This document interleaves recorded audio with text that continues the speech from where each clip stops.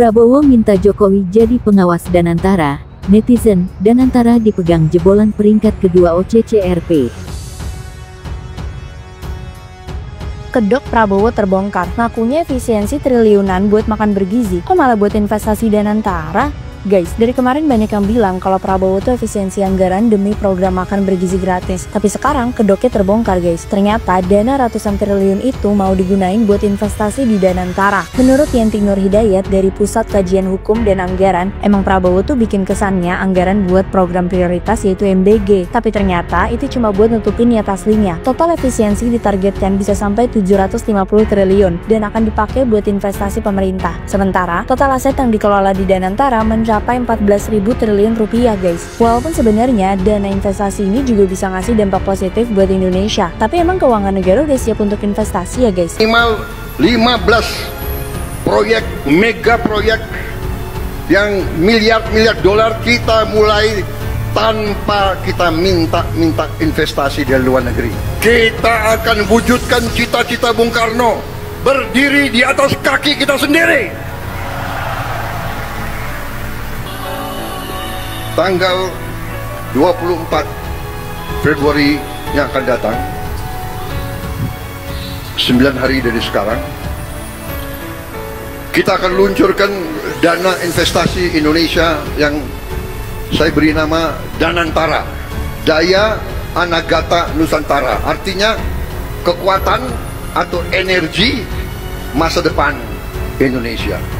Danantara adalah kekuatan energi masa depan, dan ini harus kita jaga bersama. Karena itu saya minta semua presiden sebelum saya berkenan ikut menjadi pengawas di dana ini.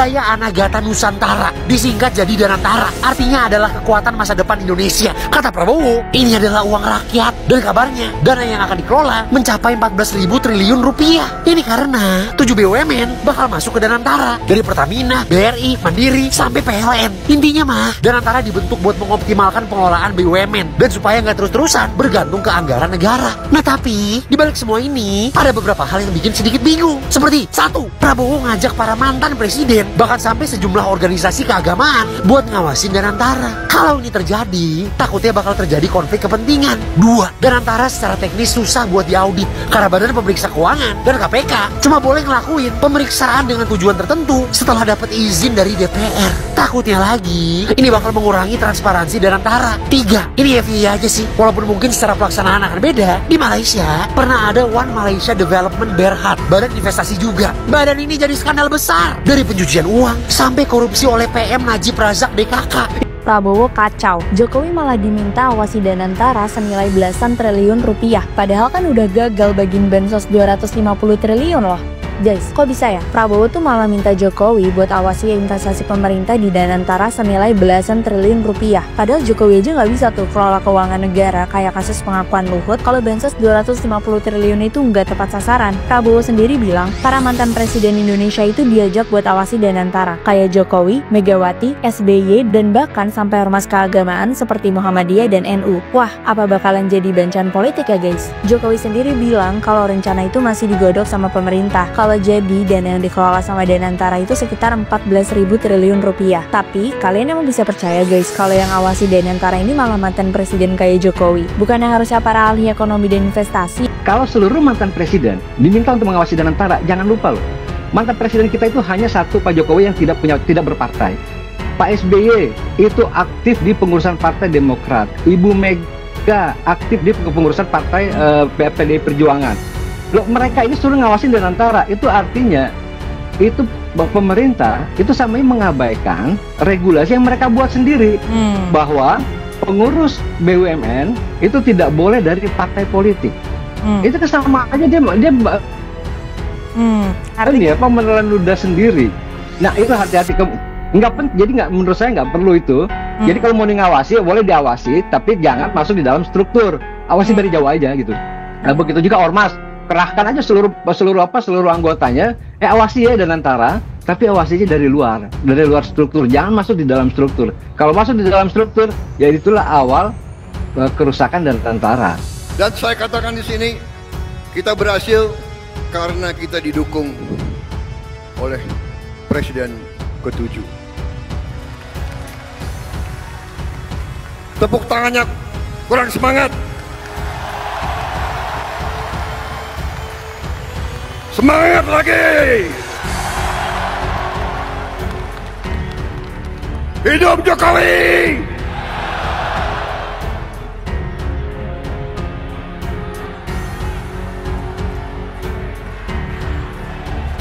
Terima kasih, terima kasih, terima kasih, terima kasih, Pak Jokowi, Pak Jokowi.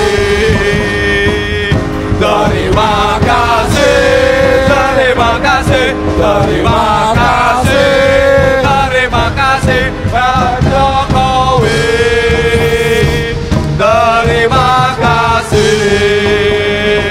Pak Jokowi diminta mengawasi dana 14.000 triliun oleh Pak Prabowo.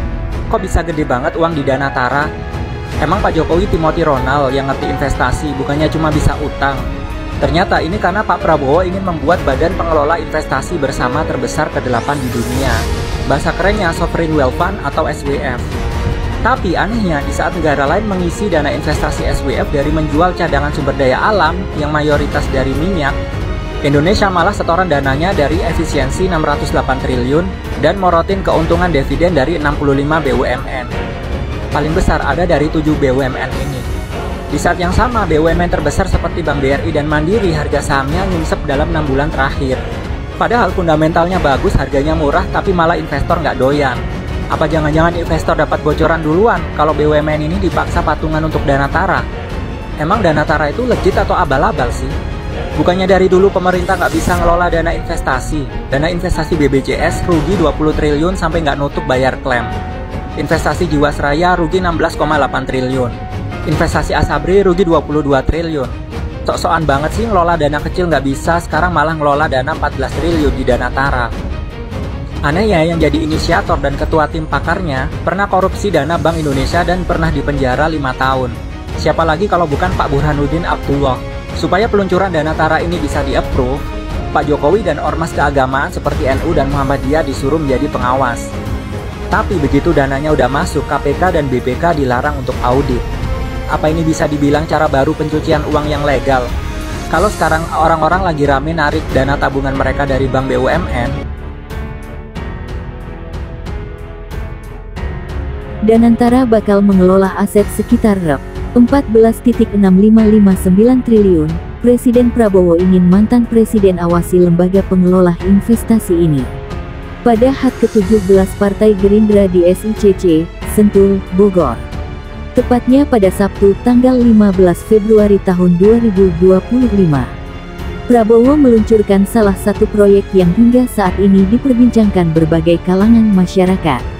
Tanggal 24 Februari yang akan mendatang, kita akan luncurkan dana investasi Indonesia yang saya beri nama Danantara, ucap Prabowo, dikutip Jumat, tanggal 21 Februari tahun 2025. Danantara adalah kekuatan energi masa depan, dan ini harus kita jaga bersama. Karena itu saya minta semua presiden sebelum saya berkenan ikut menjadi pengawas di Danantara ini, tegasnya.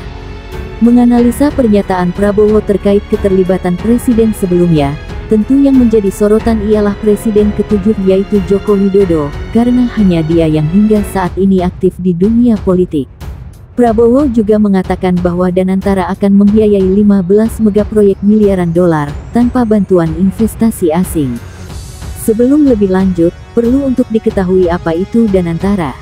Jadi, BPI Danantara itu singkatan dari Badan Pengelola Investasi Daya Anagata Nusantara, yakni sebuah perusahaan yang berfokus pada investasi dan pengelolaan aset. Lantas apa hubungan Danantara dengan kita? Menjawab pertanyaan ini, perlu kita saling terbuka bahwa duit negara dipertaruhkan, di mana melibatkan keberlanjutan bisnis milik negara itu sendiri, khususnya yang masuk pada daftar badan usaha milik negara BUMN. Sebagai penerangan, bahwa BUMN merupakan deretan perusahaan yang bergerak dalam berbagai bidang, dan berperan dalam mendukung pengembangan ekonomi dan inovasi di Indonesia.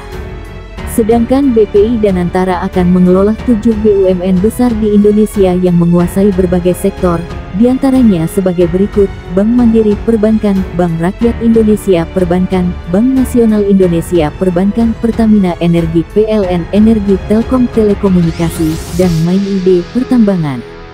Dengan beredarnya pernyataan Prabowo bahwa Danantara akan diawasi oleh Jokowi, tentu masyarakat beramai-ramai tidak menyetujuinya, berdasarkan kasus yang menimpa mantan Presiden Ri ke-7. Yang pegang Danantara jebolan okrep, peringkat 2 lagi, gak bahaya tah. Kata netizen, Prabowo kayaknya emang di bawah kendali Jokowi keknya, komentar netizen. Sederhananya, pemerintah mau main judi, komentar lainnya. Organized Crime and Corruption Reporting Project (OCCRP) merupakan organisasi jurnalisme investigasi terbesar di dunia. Lembaga independen itu merilis sederet finalis yang masuk Person of the Year 2024 untuk kategori kejahatan organisasi dan korupsi. Menduduki nomor urut kedua, siapa sangka nama Presiden ke-7 Indonesia sebagai pemiliknya, yakni Joko Widodo. Dengan penobatan sebagai pemimpin paling korup di dunia. Berita ini dirilis di akun resmi OCCRP dan disebarluaskan ke berbagai platform sosial media tepatnya Desember tahun 2024.